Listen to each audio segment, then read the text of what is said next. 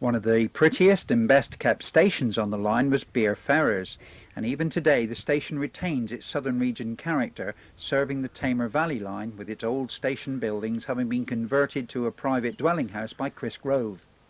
Together with a colleague, Bill Bailey, and having been smitten by the preservation bug, they have laboured since 1979 to recreate the heady atmosphere of the bygone country railway station with the added benefits of a regular BR service to the door. In 1991, Chris and Bill acquired the XRNAD Ernesettle 040 DM Hunslet Shunter, built in 1944 from the Bodmin and Wentford Railway.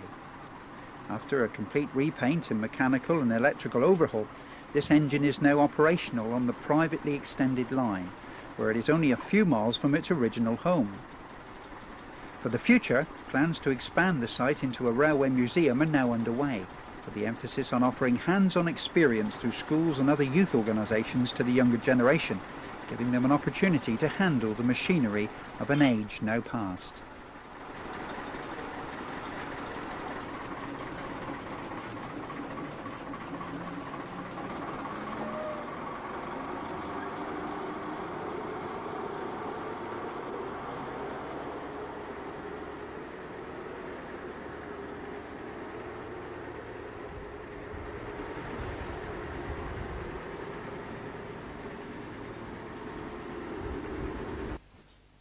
In the main booking office, it was as if time had changed nothing.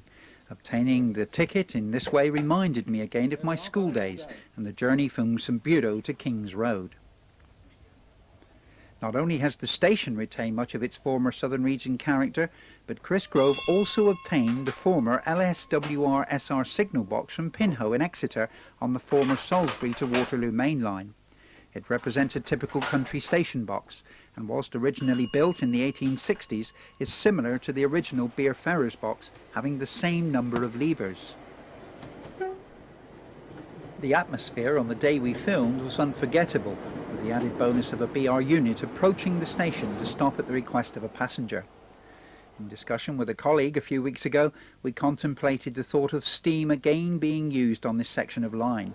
Perhaps with the proposed reprivatisation of the railways, some steam-enthusiastic entrepreneurs will allow their hearts to rule their heads for a while and provide a new tourist attraction for such a beautiful section of line through the Tamar Valley.